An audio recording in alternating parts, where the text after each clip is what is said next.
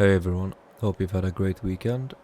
Today is Monday, the day after the race in Austria, and I thought today we'd go over some notes that I had for all 10 teams over the entire race weekend. The format of this video is going to be very simple. We go in order from bottom to top in the constructor standings.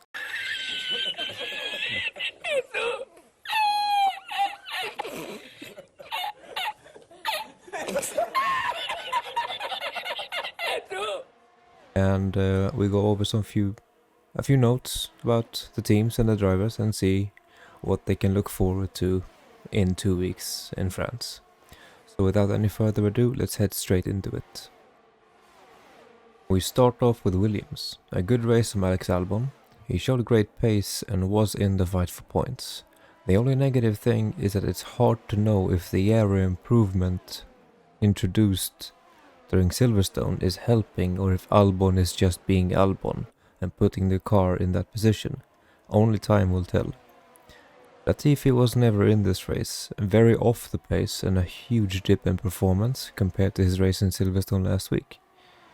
I can't see him continuing after the season, and if I was in Williams' position, I would swap him out after Hungary and get another driver half a season's worth of experience to make next year easier. Latifi's time in F1 has come, let's just get on with it. And next we move to P9, Aston Martin. Now Vettel had a weekend to forget. He tangled up with other drivers way too much and went into the gravel trap twice in one weekend. He would make Carlos Sainz proud. The new Aston Martin introduced at Spain might look like a Red Bull, but it's far from one. Qualifying wise, it's probably the worst car, and in race pace it's usually able to fight for P10 to P7, but this was just not Vettel's weekend. Stroll has had a big streak of bad qualifying. Most of it is on him, but his side of the garage has been sloppy in preparation, and hearing the radio messages back and forth, there seems to be a disconnect from what Stroll wants and what his garage wants. Nevertheless, Austria was again pretty bad for Stroll.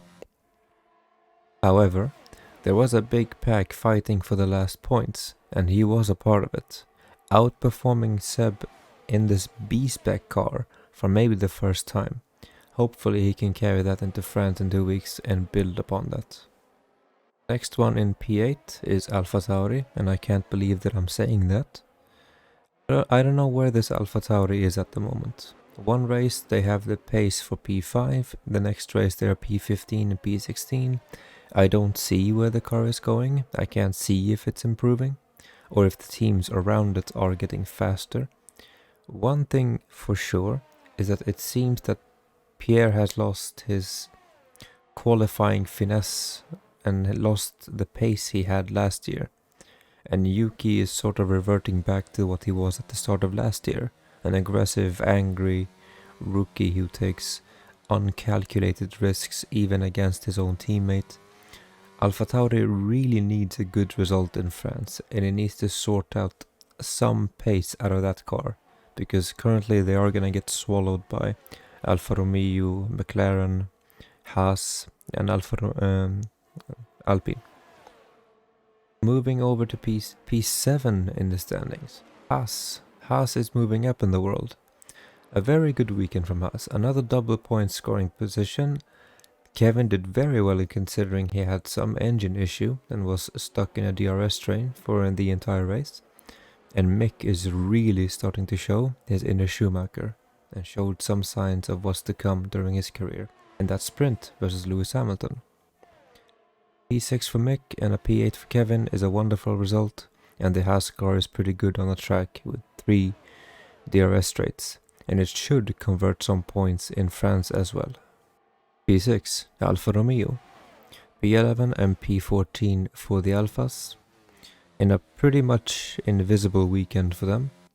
Both drivers are still performing, but the teams around them has taken one step too far in terms of performance, and it's getting tougher and tougher in the midfield. McLaren and Alpine, together with Haas, are fighting the Alfa Romeos for the last points positions, and in Austria they were at the wrong end of the coin flip.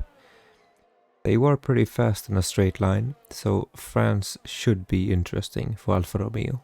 5th place, Alpine. Brilliant weekend for the Alpine. Maximized possible results with Ocon in a P5 position and snagged 1 point from starting from the back and pitting twice for Alonso.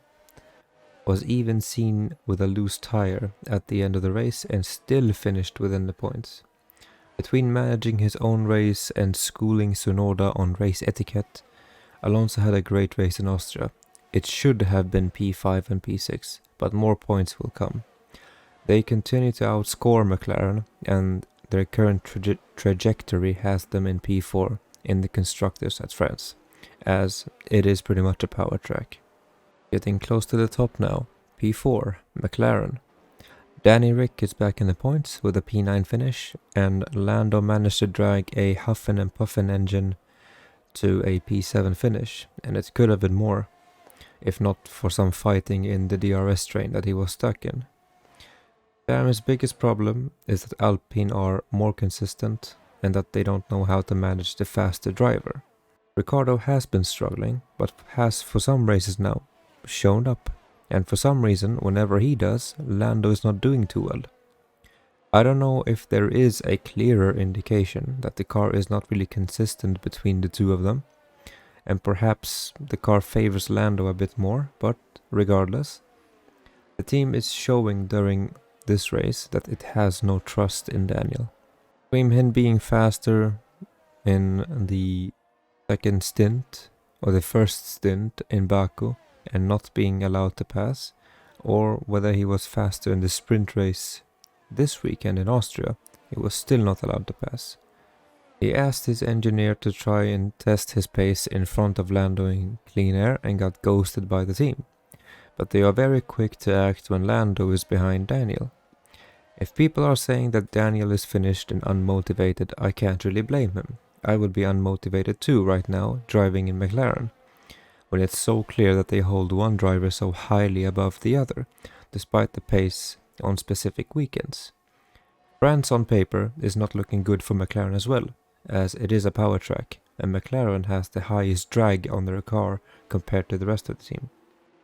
Moving up to P3, the podium positions for constructors.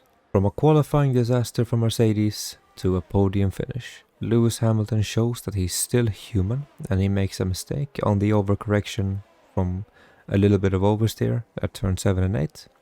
He puts it in the wall. George has been told to copy what Hamilton does, so George literally copies that and puts it in the wall himself. Both of the cars are out in Q3, and the Mercedes garage is looking like a scrapyard. 2 rebuilt cars, or 1 really rebuilt car, and one pretty much repaired. Pretty long night for the Mercedes mechanics, I would imagine. A rebuilt car, good pace in the sprint and the race, saw both cars get decent points in Austria.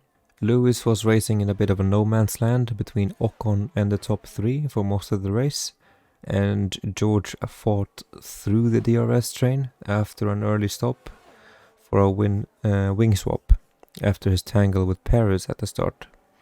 Despite the P4 finish, George was not actually too far from being lapped by Leclerc and Verstappen, finishing the race a whopping 1 minute behind the leaders at a 1 minute and 6 seconds track. Merck should aim for a similar performance at Paul Ricard in 2 weeks, just behind the top 2 teams. P2 in the standings, Ferrari. Leclerc is back at the top step of the podium with probably his best race of the season. Both of his wins so far in Bahrain and Australia had question marks around them, since the leading Red Bull car DNF'd while challenging him. But in Austria it was the Leclerc show for the Orange Army. Sainz was looking a bit off the pace of Charles, but matching Verstappen's, and was looking to catch him and lock in a pretty given P2, had his engine not decided to give up again. Ferrari needs to sort this out ASAP. You can't have one race going wonderful and the next race in the bin. Otherwise there's no hope for this championship. For both championships.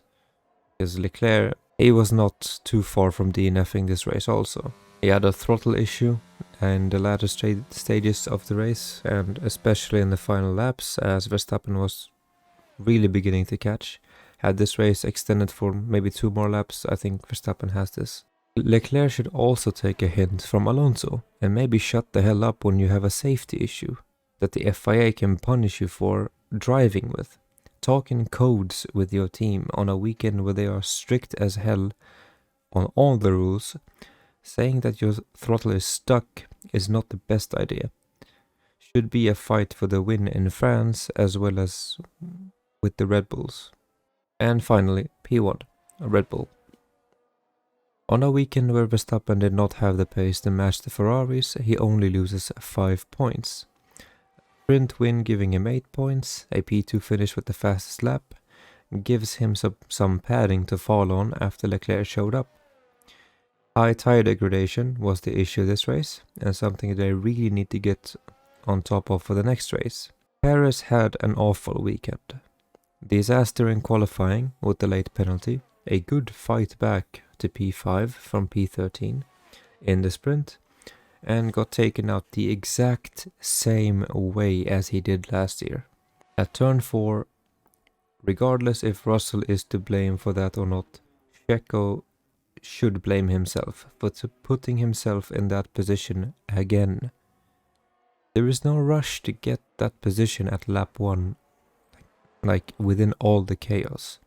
Set yourself into a rhythm and overtake later. Mercedes can't really match you on the straight line, and there's 3 of them with DRS. A damaged side pod was the end of it, and Red Bull retired Checo's car. Desperate for a clean weekend, as it has been downhill from Monaco onwards. A DNF in Canada, following his mistake in Q2. He got tangled up with Leclerc and pitted for damage in Silverstone. He scored a P2 but could have scored the win if he had been a bit more cleaner, as he easily outpaced Sainz in Silverstone. And now a DNF in Austria. He falls down to P3 in the championship again, and in France he really needs to clean up his mistakes. This was my race recap. I hope you guys have enjoyed my takes on all the teams. Let me know what you thought in the comments below. If you have enjoyed this recap and you want to see more F1 content, subscribe to the channel. And if you own F1 22 and you want to race in fun online races, head over to my Twitch channel at 12 to 15 PM on Monday to Friday. I hope to see you there. Until next time, goodbye.